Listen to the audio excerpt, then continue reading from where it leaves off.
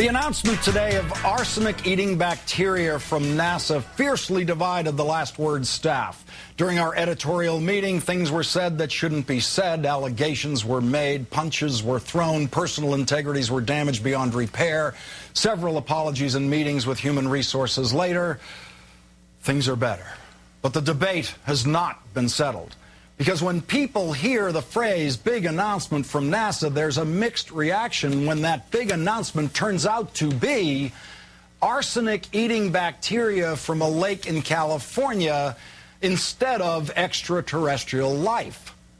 The debate is even dividing the scientific community, with some chemists refusing to believe NASA's claim. Others outside the scientific community, meanwhile, are simply refusing to care. But the scientists behind this study argue this could mean there are a lot more places to search for life in the known universe, which, as the video you're seeing now will demonstrate, is really, really, really big. I find myself in the, well, straddling, but leaning toward the so what camp on this one. And now to explain the error of my ways, the executive director of the Planetary Society, Mr. Bill Nye, the science guy. Bill, I've got to tell you, I've been to Mono Lake, where this bacteria comes from. It is a 6-hour drive in California from where I'm sitting right now, 5 hours if you have a BMW. It's not the moon or Mars. I'm having trouble being impressed. What did I not pay attention to in high school that would make me care about this? This might change the world, Lawrence. So these bacteria, you guys have used the verb eating. So is that, I mean, it may not be a big deal to you, but if it changes the world, it might be a big deal. Is your life enhanced by knowing that the sun is the center of the solar system? Probably. Is your life enhanced knowing that the moon causes the tides, or about half of the tides? Yeah, that's probably enhanced, right? Especially when you're talking on television. Mm-hmm. And when you're talking on television, you're using integrated circuits, using things that are doped with arsenic. Arsenic has affected your life in every way, yet you cannot eat arsenic. Arsenic would kill you. And you guys have used the expression, and I'm right there with you, arsenic-eating bacteria. But it's a little bit more to it than that. These bacteria have substituted arsenic for phosphorus, and yet their DNA holds its shape. In other words, the DNA, the deoxyribonucleic acid, is this double helix, this spiral, with next to a spiral. All good. And the railings of the spiral are held together by phosphorus. All right, and for you and me, for every organism that we have ever thought of or ever met, even my old boss apparently had DNA just like yours and mine.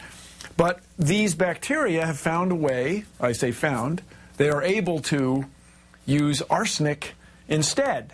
And so there may be a place on Earth where there are naturally occurring arsenic bacteria, naturally occurring arsenic other bigger organisms, and then this would give us a way to look for other types of life, other ways to construct instructions to replicate, to make new organisms. This could be a crazy, huge thing. It's another evolutionary surprise.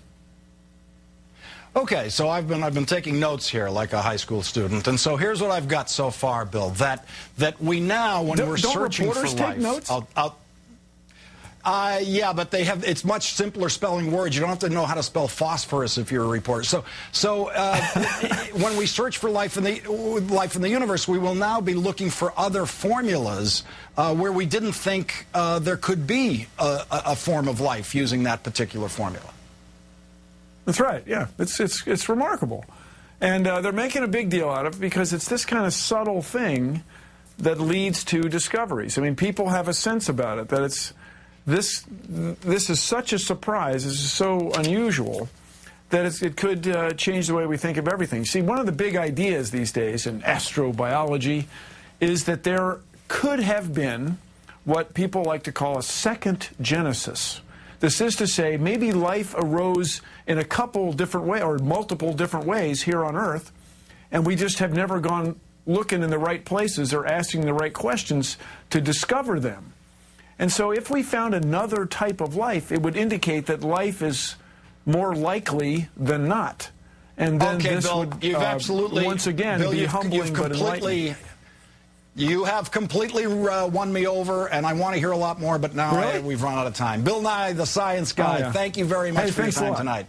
You can have The Last Word online at our blog, thelastword.msnbc.com, and you can follow my tweets at Lawrence.